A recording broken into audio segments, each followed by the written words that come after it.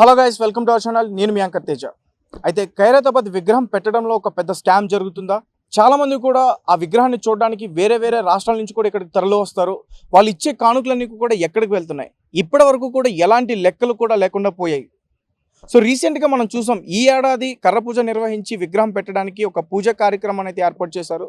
దాని తర్వాత ఈ విగ్రహ కమిటీ చైర్మన్ రాజ్ కుమార్కి ఒక బెదిరింపు కాల్ వచ్చింది. అతను కొంతమంది వ్యక్తులు చంపేస్తామంటూ కూడా బెదిరించారని చెప్పేసి నిన్నటి వరకు సోషల్ మీడియాలో బాగా స్ప్రెడ్ అయింది. సో అయితే అసలు ఆ వ్యక్తులు ఎవరు, అతనికి కాల్ చేసిన వ్యక్తులు ఎవరు, అలాగే ఈ స్కామ్ జరుగుతుందని చెప్తున్నారు. ఇప్పటివరకు కూడా ఎలాంటి లెక్కలు లేవని చెప్తున్నారు. సో నిజానికి కానుకలు ఎక్కడికి వెళ్తున్నాయి, ఎవరి ఖాతాలోకి వెళ్తున్నాయి, ఇవన్నీ కూడా పూర్తిగా తెలుసుకునే ప్రయత్నం మనం చేద్దాం. ఈసారి ఖైరతాబాద్ విగ్రహం పెట్టడానికి కమిటీ సభ్యులందరూ కూడా కొంచెం ఇబ్బంది పడుతున్నారు, కొంత గందరగోళం నడుస్తుంది అని చెప్పేసి ఒక వార్త నిన్న వెలుగులోకి రావడం చూసాం. అలాగే రాజ్ కుమార్ అనే వ్యక్తికి కూడా కొన్ని బెదిరింపులు కాల్స్ వెళ్తున్నాయి, చంపేస్తామంటూ కూడా బెదిరించారని కూడా నిన్న వరకు కూడా మనం చూసాం. సో దాని గురించి దాంట్లో ఏం లేదు, బెదిరించడము చంపడం అంటే అలాంటి ఏం లేదు.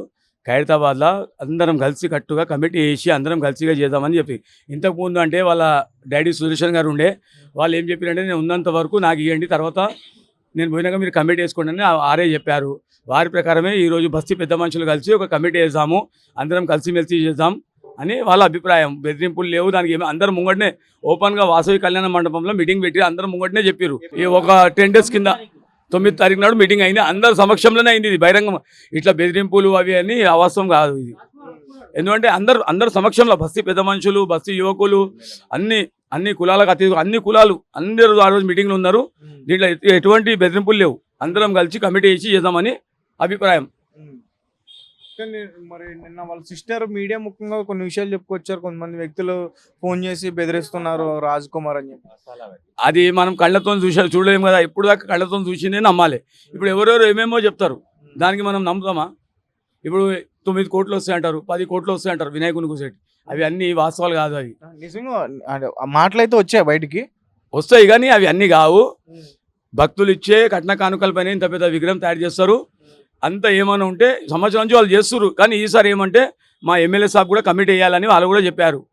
దాని ప్రకారమే అందరం కలిసి చేసామని అందరి అభిప్రాయం. ఇక్కడ బస్తీ వాళ్ళ అందరిది అభిప్రాయం ఉన్నది. ఇప్పుడు కమిటీ ఏర్పాటు చేశారు, ఇంకా చేయలేదా? ఇప్పుడు నిన్నైతే కర్ర పూజ అయింది, కమిటీ వేయాలని మన నాగేంద్ర సభ్యులు కమిటీ అయిపోయింది కూడా, అందరికి పేపర్స్ కూడా ఇచ్చేసారు. తదుపరి కార్యక్రమం ఇప్పుడు షెడ్ ఉంటుంది, నెక్స్ట్ ప్రోగ్రాము, దాంతో విగ్రహం బ్రౌచర్ ఉంటుంది. ఇవన్నీ ఇంకా ముంగడు జరగబోయే అవే. ఇవన్నీ కూడా ఎవరి ఆధ్వర్యంలో జరుగుతున్నాయి సార్? ఈసారి ఇప్పుడు అందరు Danam Nagender president, chairman Raj Kumar, president Danam Nagender, chairman Raj కుమారే. ఆయనకు ఎటువంటి అది ఏం లేదు, ఆయన ఆధ్వర్యంలోనే అన్ని జరుగుతాయి.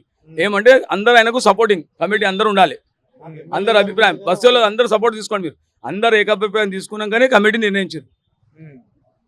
అంటే ఒక టాక్ వినిపించింది ఈసారి ఇక్కడ విగ్రహం పెట్టట్లేదు అని చెప్పేసి.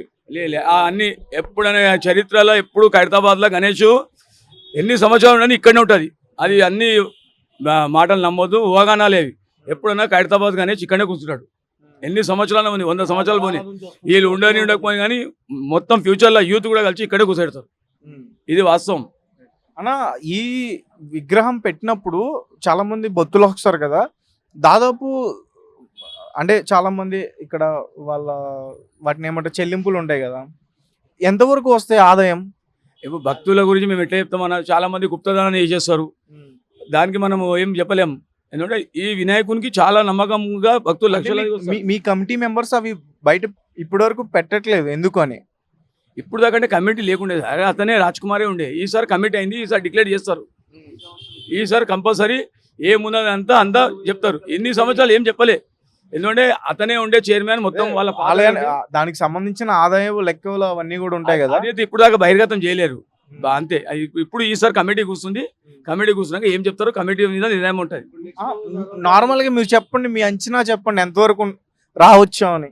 ఇప్పుడు అంచనా చెప్తారన్నా, ఒక 3 కోట్లు అంటాడు, ఒక 4 కోట్లు అంటాడు, అది వాళ్ళకి తెలుసు. భక్తులు ఇచ్చే కానుకలు ఏమున్నాయి, ఆన్లైన్ పేమెంట్ ఉన్నాయి. ఇప్పుడు ఎవరు తెలియకుండా పేమెంట్ చేస్తారు. ప్రతి ఒక్క భక్తులు 100 రూపాయలు, 500 రూపాయలు, 10 రూపాయలు, 5 రూపాయలు అన్ని అనౌన్స్మెంట్ చేస్తాం. ఇక్కడ అది టార్గెట్ మేము చెప్పలేము. లెక్కింపులు జరుగుతాయా? లెక్కింపులు చేయరు అసలు? లెక్కింపులు జాగలేదు ఇప్పుడు దాకా మేము పోలేమండి. ఎందుకంటే ఇంతకుముందు రాజ్ కుమారే మొత్తం ఉండే, ఆయనకే తెలుసు. అది ఇప్పుడు దాకా బహిర్గతం అయితే ఏం కాలేదు. 10 రూపాయలు 2 రూపాయలు ఇచ్చినా కూడా మేము మైక్లో నేను కూడా అనౌన్స్ చేస్తా, నేను శంకరయ్య పీరియడ్ నుంచి ఉన్నా ఇలా సుదర్శన్ అన్న వాళ్ళ పెద్ద అన్న పీరియడ్ నుంచి ఇక్కడ సేవ చేస్తాను నేను కూడా ఇలా కామెంటరీ ఇస్తా, అందరికి తెలుసు నాకు. కానీ ఇప్పుడు దాకా లెక్క మనం ఏం అడగం కూడా మేము, కానీ మేము భక్తితో వచ్చి ఇక్కడ సేవ చేస్తాం అంతే.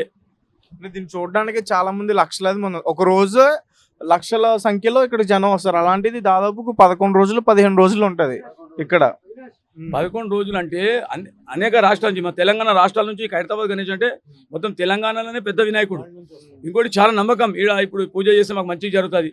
అలా చేస్తే చాలా డెవలప్ అయిపోయింది, చాలా మంది ప్రచారం అయిపోయింది. ముఖ్యంగా మన ఎలక్ట్రానిక్ మీడియా దిక్కే చాలా పబ్లిసిటీ అయిపోయింది వినాయకుడి. ముఖ్యంగా మేము ఈ గణేశుని గురించి ఎలక్ట్రానిక్ మీడియా వాళ్ళకి మేము ధన్యవాదాలు తెలుపుతున్నాం. ఎందుకంటే వాళ్ళ తరపునే ఇంత పెద్ద ప్రచారం ఇక్కడ జరుగుతుంది, లక్షలాది భక్తులు ఇక్కడ వస్తున్నారు. సో ఈసారి అయితే భారీ ఎయిర్పోర్ట్లు అయితే జరుగుతున్నాయి తప్పకుండా. ఈసారి లేడీస్కి మరుగుదొడ్లు కానీ, వాటర్ ప్యాకెట్లు కానీ, ఇంకోటి నేను ముఖ్యంగా అంటున్నాను, సీనియర్ సిటిజన్లకు ఒక వీల్ చైర్ పెట్టాలి.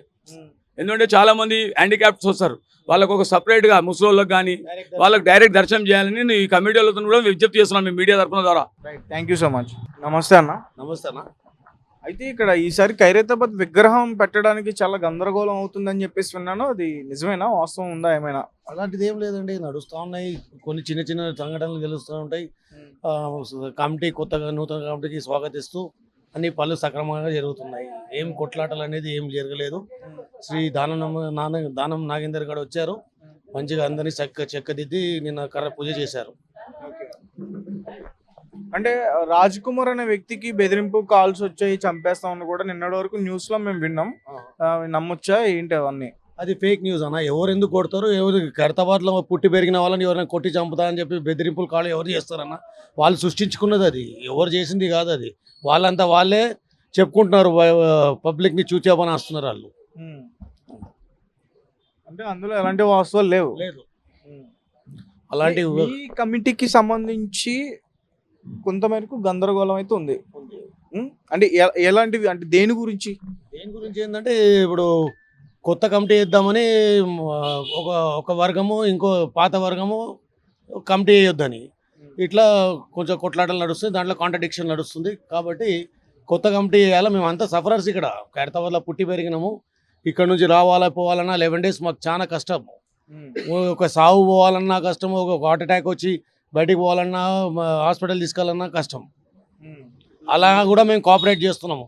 పబ్లిక్ వచ్చి పూజ చేస్తారు కాబట్టి మా భక్తులకంతా మేము స్వాగతిస్తున్నాం మేము.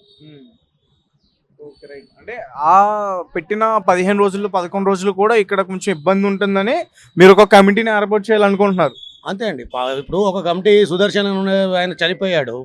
చనిపోయిన తర్వాత ఇప్పుడు వేరేళ్ళు అంటే ఎప్పుడు వాళ్ళే చేయాలని ఏం లేదు కదా. కొత్త కమిటీ వేసి అందరూ ఖైరతాబాద్లో ఉన్న పెద్ద మనుషులు అందరూ కలిసి కొత్త కమిటీ చేస్తారు.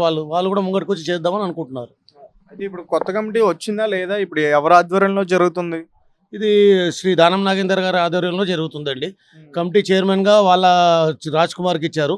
దాని తర్వాత వేరే ఉన్నాయి, వాళ్ళు నూతన కమిటీ వాళ్ళు డిసైడ్ చేస్తారు. ఓకే సార్, ఈసారి 70 అడుగుల విగ్రహం పెడతా అని చెప్పేసి అంటున్నారు. పెడతారండి, 70 కాదు 71 కూడా పెడతారు. ఎప్పుడు ఒక ఇంచ్ పెరుగుతూనే ఉంటుంది, తగ్గది. ఈ విగ్రహానికి ఎన్ని సంవత్సరాల చరిత్ర ఉంది? 70 years అండి. నేను పుట్టినప్పటి నుంచి నాకే 50 years, అంటే ఇంకా 70 ఏళ్ళు పైన ఉంటుంది. సో మొత్తానికి అయితే ఇక్కడ ఈ విగ్రహం పెట్టడం వెనక చాలా కొన్ని రహస్యాలు దాగి ఉన్నాయని నేను అనుకుంటున్నా. ఎందుకంటే ఒక్కొక్కరు ఒక్కొక్క మాట చెప్తున్నారు. ఇప్పుడు మీరు ఒక మాట చెప్పారు, ఇంతకు ముందు నేను మాట్లాడినప్పుడు ఇంకొక మాట వచ్చింది. అందుకని అడుగుతున్నా. ఇది మొత్తం కూడా న్యూస్లో బాగా వైరల్ అవుతుంది. ఎందుకంటే ఇక్కడికి చాలామంది భక్తులు చూడడానికి లక్షలాది మంది ఇక్కడ తరలి వస్తారు. సో అందుకోసమే నేను అడుగుతున్నా. అది కరెక్ట్ అండి. భక్తుల కోసమే మేము కోఆపరేట్ చేస్తున్నాం. ఎందుకంటే ఏది మంచి జరిగినా చెడ్డ జరిగినా ఫస్ట్ భక్తులు మాకు చాలా ఇంపార్టెంట్. ఖైరతాబాద్కి వచ్చేవాళ్ళు పెద్ద వినాయకుడు చూసుకుంటే వరల్డ్ నుంచి వస్తారు. ఇది దానికోసం మేము ఎప్పుడు వాళ్ళ గురించి పనిచేస్తాం. అంటే ఆ టైంలో మొత్తం కూడా ఇదంతా చాలా రద్దీగా ఉంటుంది, ఎక్కువ మంది జనం ఉంటారు. ఆ టైంలో ఎట్లాంటి లైక్ పోలీసుల నుంచి మీకు ఏమైనా సహకారం ఉంటుందా? పోలీసుల నుంచి సహకారం ఉంటుంది. దాని తర్వాత మా దగ్గర వాలంటీర్స్ ఉన్నారు, వీళ్ళందరూ చూస్తారు. ఎక్కువ పోలీసే చూస్తుంది. Thank you. వెల్కమ్.